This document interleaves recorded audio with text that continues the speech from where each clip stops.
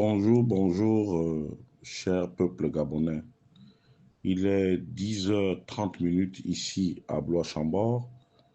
Je suis votre humble serviteur Wilfried Okumba Kamitatou Leninda Djogo. Nous sommes le dimanche 25 août 2024.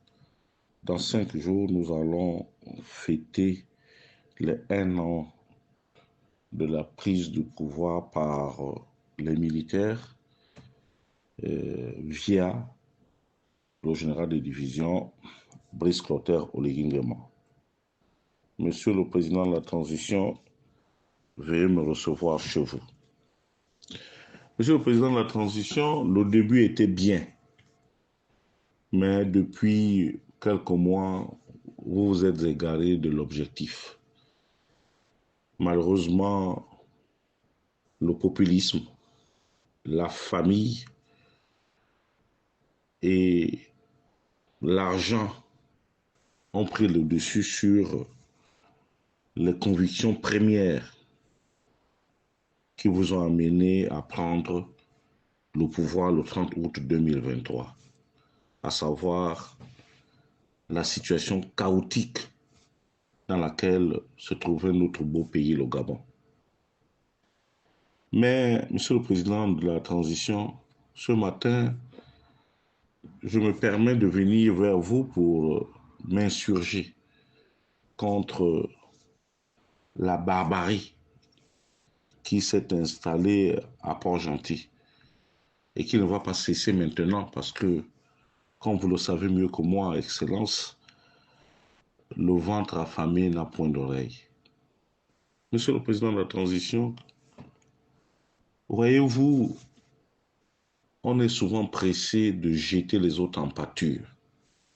On est souvent pressé de faire du mal. C'est-à-dire qu'aujourd'hui, le principe dans la politique politicienne au Gabon, c'est que on se bat pour enlever l'autre. Et pour enlever l'autre, on le dépeint, on l'humilie, on l'affuble de tout ce qui n'est pas pour l'empêcher d'être à vos côtés. Je sais, Monsieur le Président, que nous avons eu maille à partir avec le parti État, parce que le Parti démocratique gabonais, à sa création, se confondait à l'État. Et chaque organisation a une durée de vie, Monsieur le Président de la Transition. Ça, il faudrait que vous le sachiez. Et je crois que à un moment donné, au bout de 50 ans, le Parti démocratique gabonais est arrivé à saturation. La raison pour laquelle il y a eu un rejet systématique de cette structure. Elle n'a pas voulu faire sa mue, elle n'a pas voulu refondre ses textes, elle n'a pas voulu changer le mode de gestion, elle s'est plutôt empêtrée dans la corruption active et passive des citoyens gabonais. C'est pour vous dire que, tout simplement, que Monsieur le Président de la Transition, l'argent seul ne règle pas les problèmes. Je vous ai vu depuis votre avènement à la magistrature suprême, depuis que vous avez pris le pouvoir, vous avez sillonné le Gabon, vous avez donné de l'argent, vous avez embrassé même les démons, tout justement parce que vous cherchiez le populisme. Mais vous ne vous êtes pas attaqué aux problèmes de fond qui minent notre vivre ensemble, notamment le tribalisme grégaire. Et dans votre façon de faire, moi je comprends. Je comprends qu'un enfant veut toujours faire plaisir à son côté maternel et à son côté paternel. Vous n'avez pas échappé à cela. Vous avez tout donné à vos parents batékés, vous avez tout donné à vos parents-enfants. Aujourd'hui, regardez la situation du pays. Un pays complètement divisé, même si lors de votre séjour à Togovéen, nous nous sommes efforcés de nous faire la rakiri en acceptant d'abord de recevoir un fils du Haut-Togoé. Mais les blessures sont profondes. Et au moment où nous sortions de cette situation, après que nous ayons racolé les morceaux du tribalisme que vous avez institué au sommet de l'État, au mois d'août, vous êtes reparti en Goni, festoyer, et là-bas, beaucoup de choses se disent. Mais est-ce que l'association Tchoumou est un super gouvernement? Est-ce que l'association Tchoumou, c'est là-bas où on décide de la vie de la nation? Monsieur le Président de la Transition, moi je pense que vous devez être au-dessus des partis politiques, au-dessus des ethnies, au-dessus des considérations partisanes, parce que le vivre ensemble entre Gabonais est plus important que nos intérêts personnels. Voyez-vous ce qui se passe à Port-Gentil? C'est beaucoup plus un choix hasardeux des hommes. Parce que, Excellence, Monsieur le Président de la Transition, je n'ai rien contre le général que vous avez mis à la mairie de Port-Gentil. Mais j'ai été à Port-Gentil, comme vous. Nous avons tous été au Stade Blanc. Nous avons tous vu les maires précédents de Port-Gentil fonctionner. La mairie de Port-Gentil aussi peut concourir à la paix sociale en essayant de bien faire des choses, en essayant d'embaucher objectivement les jeunes désœuvrés de Port-Gentil, leur donner des petits boulots. Malheureusement, c'est ce que savait faire le maire, l'ancien maire, les anciens maires, autant pour moi, c'est la fin d'Ao Rembongo, et Nchango, Aperano et les autres, qui se sont souvent battus pour ne fût-ce que maintenir la paix sociale à Port-Gentil. Et puis, il y a quelque chose que je n'ai pas compris, Monsieur le Président de la Transition. Il y a une espèce de haine et de mélancolie qui habite les nouveaux tenants du pouvoir. C'est-à-dire que tout est effacé. On ne peut non plus effacer l'histoire. Moi, je prendrais le cas de M. Nchango. Nchango, pour arriver à ce poste de ministre, Nchango a travaillé. Je ne défends pas M. Nchango. Mais les gens se sont arrangés lors de votre visite à Port-Gentil à ce qu'on puisse huer, crier sur lui, alors que Nchango fait partie des employeurs à Port-Gentil. Dans la furie de ceux-là qui vous entourent, ils ne se sont pas gênés de pouvoir suspendre un certain nombre de marchés, de contrats, comme on les appelle en bon français, des contrats auprès des sociétés pétrolières appartenant à M. Nchango. C'est le résultat aujourd'hui de la déchéance de la jeunesse ogmarine. Comment peut-on expliquer que les gens vont se permettre, vont s'organiser, avoir des machettes, des fusils pour attaquer des paisibles citoyens? Les faits sont graves. Ça sous-entend que nous n'avons pas avancé et que vos choix politiques commencent par poser des problèmes. C'est pour cela que je plaiderai en faveur du retour aux affaires. S'il vous plaît, Monsieur le Président de la Transition, je plaiderai pour le retour aux affaires de Maître Séraphin Daoré Mbongo et de Monsieur Gabriel Nchango. Ce sera l'effet de redonner confiance à ces jeunes qui ont perdu tout espoir, parce que je connais la capacité de ces deux orgues marins que sont Maître Séraphin Dao et M. Gabriel Nchango. C'est à vous de choisir dans quel registre vous pourriez les utiliser. Mais je verrai bien M. Séraphin Dao, pour le petit temps qui nous reste là, de revenir à la mairie de Port-Gentil.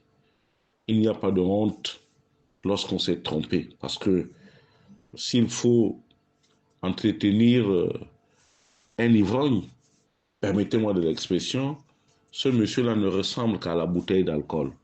Ce monsieur n'a pas de projet pour Port-Gentil. Et ce monsieur, je ne pense pas qu'il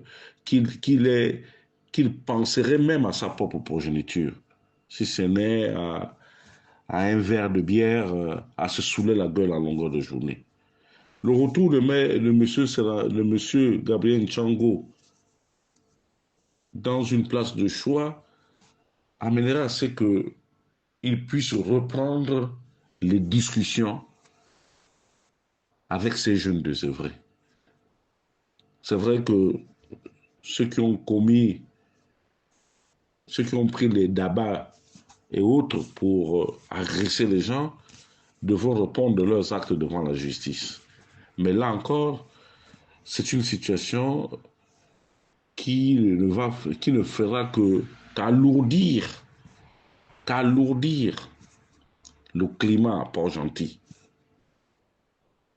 Monsieur le Président de la transition, la même situation est similaire à Mwanda.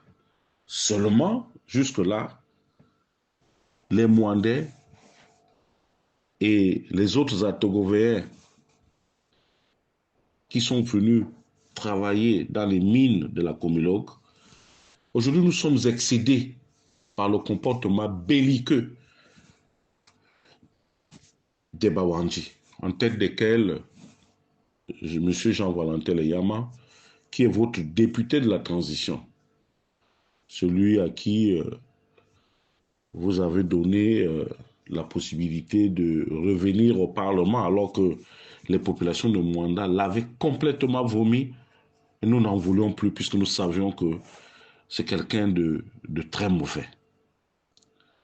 Mieux, vous savez ce qu'a vécu M. Abeke, ce M. Leyama allait dans les plantations donner de l'argent aux mères de famille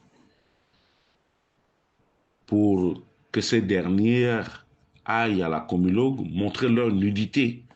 Nous avons vécu des choses impensables, Monsieur le Président de la transition, avec ce député que vous avez choisi de vous-même, au nom de la société civile, au nom d'un parti politique dénommé Agir ou Réagir, je ne sais pas comment on appelle ce parti.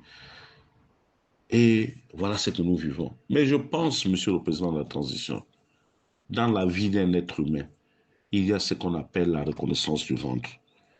La reconnaissance du ventre, c'est quoi? C'est que lorsque l'autre t'a donné, il faut savoir dire en public que oui, tel jour il m'a donné. Nous ne sommes pas là pour cautionner les forfaitures, non.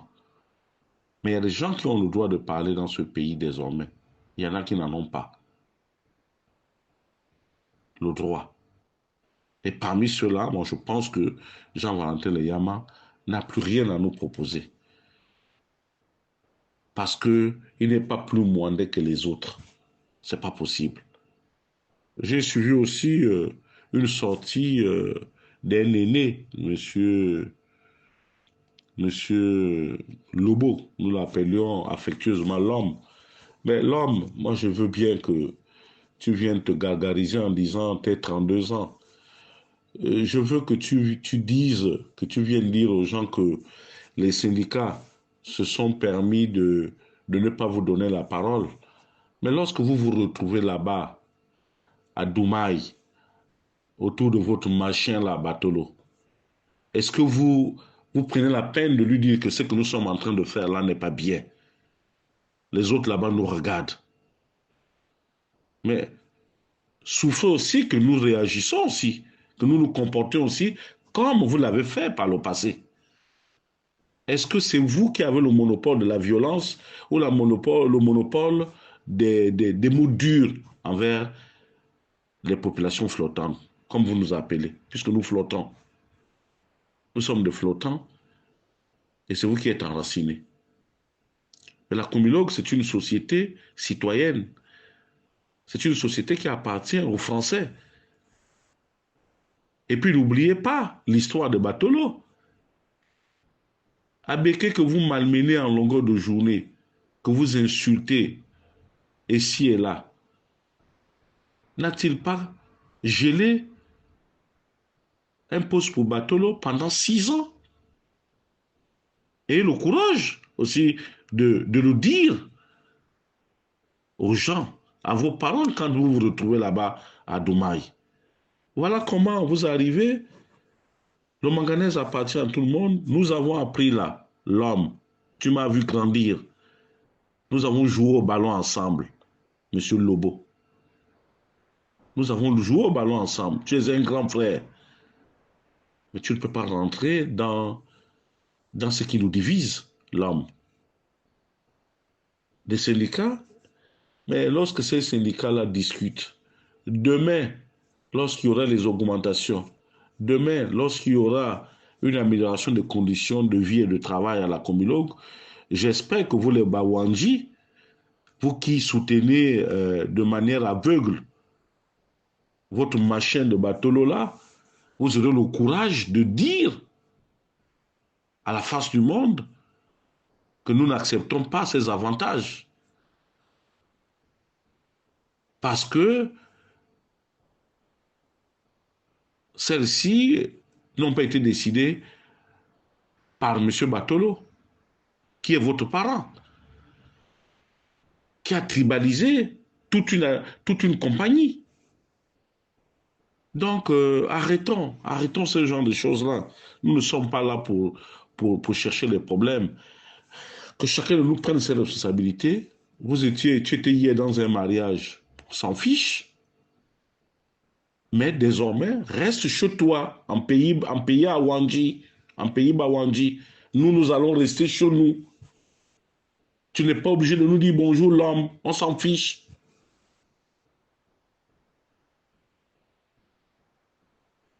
Parce que vous n'êtes pas sérieux. Quand les Yamas posaient ce genre d'acte, vous étiez en train de rire, vous étiez en train de cautionner. Maintenant que nous réagissons aujourd'hui. Et ce qui s'est passé à Port-Gentil arrivera à Mwanda. Ne vous inquiétez pas. Nous allons nous battre pour notre indépendance. Parce que nous estimons que vous en faites un peu trop. Monsieur le Président de la Transition, je ne finirai pas mes propos sans pour autant parler de ce qui nous divise aujourd'hui. La fameuse campagne du oui et la fameuse campagne du non. Monsieur le Président de la Transition, voyez-vous, sincèrement, vous n'avez pas besoin de ça. Vous n'avez pas besoin que l'on vous colle l'adjectif, le qualificatif, autant pour moi, de dictateur. Vous avez convoqué un dialogue national inclusif, que moi je considère d'exclusif. Depuis 6 mois, depuis que cette messe-là est finie, nous n'avons aucune résolution sur la place publique. Plus grave, les gens se lèvent pour dire que vous devez voter le oui, en disant que si nous ne votons pas le oui, ce qu'on veut qu'on vous enlève, c'est qu'on est contre vous. Mais Monsieur le Président de la Transition, pour prendre ce pouvoir-là, est-ce qu'il y a eu une émanation ou bien il y a eu une intervention du peuple? Il n'y a eu aucune intervention du peuple. Vous vous êtes levé avec vos frères d'armes, vous avez pris le pouvoir. Donc, vous pouvez toujours continuer à garder le pouvoir si vous le souhaitez. Éternel ad vitam. Vous pouvez garder le pouvoir comme vous voulez, Monsieur le Président de la Transition. Donc, pour nous, aujourd'hui, nous estimons que c'est un manque de respect notoire de la part de vos envoyés dans les villages. lorsque ces derniers viennent nous dire que si nous ne votons pas le oui, c'est qu'on est contre vous. Mais comment peut-on parler d'une constitution que nous n'avons aucun document sous les yeux? Donc ça voudrait dire que si par l'extraordinaire, dans cette constitution, il est marqué que M. Brice Clotaire Oligui Nguema est le président à vie du Gabon. Monsieur le président Oligui Nguema est désormais le roi du Gabon. Le Gabon devient une royauté. Donc nous allons accepter comme ça, sans pour autant que nous n'ayons le droit d'émettre des réserves. Et c'est pour cela que je me permets ce dimanche, qui est un jour réservé au Seigneur, au Créateur du ciel et de la terre, de parler aussi un peu à Papa Zakari Miboto. Papa Mwana Tsomi, comme nous aimions t'appeler au village. De 68 à 2000, jusqu'à ce que tu aies eu cette déchéance dans les gouvernements d'Omar Bongo, le gouvernement de Jacques Mille Encyclopédie, nous n'avons pas apprécié ce que tu as vécu. Pour une situation matrimoniale quelconque, nous ne l'avons pas accepté. Que l'on te maltraitât comme ça, avec les services rendus à ce parti, qui est le Parti démocratique gabonais, et surtout à la famille Bongo. Personnellement, je n'ai pas apprécié. Parce que j'estime que dans la vie, la reconnaissance doit être la première qualité que nous devons tous avoir. Mais papa, je t'ai suivi à Franceville lors de ta prise de parole en tant qu'aîné par rapport à l'âge et en tant que doyen politique devant le chef de l'État. Tu nous as dit de manière frontale que tu te battrais pour que le oui puisse l'emporter et que le Haut-Ogooué ne peut pas décevoir le président de la transition. Et que les Atogouéens ne doivent pas aussi avoir honte parce que tous les Gabonais sont comptables de la situation que traverse notre pays. D'accord, Mwana Tsomi. D'accord, papa. Mais, papa, n'oublie pas le fondement de ton combat politique de 2000, après que tu aies été humilié au gouvernement, jusqu'à ton retrait de la politique, lors du dernier congrès de ta formation politique, l'Union nationale. Tu t'es toujours battu pour l'alternance au pouvoir, papa. Tu t'es toujours battu pour l'alternance au pouvoir. Alors, c'est au crépuscule de ta vie. C'est au moment où tu dois nous laisser une mouture de la Constitution qui doit faire école, un souvenir inoubliable, inébranlable que tu es en train de vouloir te fourvoyer. Mais papa, quelles sont ces méthodes-là? Même à l'époque monolithique, même à l'époque où il y avait le parti État, on se permettait quand même de soumettre aux populations la mouture de la Constitution. Mais papa, s'il existe des décès inavoués, papa Zakari, je ne pense pas que au moment où nous devons te rendre un hommage mérité pour ce combat politique épique contre nos bourreaux d'hier, que tu nous ramèneras, s'il te plaît, à cette époque monolithique qui nous a laissé des très mauvais souvenirs. Papa, je sais que chaque homme politique au Gabon s'est toujours battu pour sa progéniture.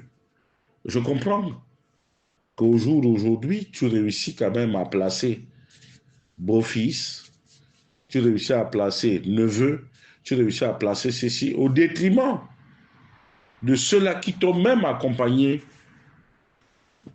dans ce combat politique face à celui que nous appelions tous le grand maître. Mais papa, essaie d'élargir ta main, essaie de donner des vrais conseils à ton fils Oligui. Parce que le chemin que nous empruntons là est fait de beaucoup d'embûches et d'incertitudes. Et ça, papa, tu le sais. Qu'est-ce que tu nous laisses comme constitution? Une constitution taillée sur mesure, une constitution qui valorise le militaire au détriment du civil, ou une constitution que nous ne devons plus aliéner, comme dans les autres États sérieux.